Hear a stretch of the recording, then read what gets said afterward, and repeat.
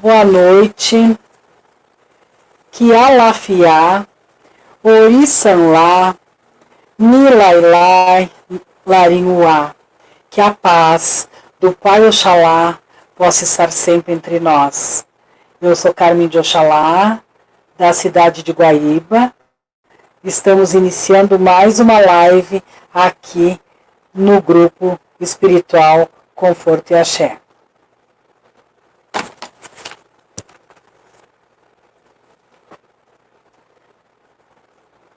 Então, hoje é o dia do Pai Ogum, e com ele a gente vai estar pedindo a força espiritual, a proteção, a clareza, a energia, a força e o axé, para que a gente possa ter forças para enfrentar esse Covid-19 que assola a humanidade.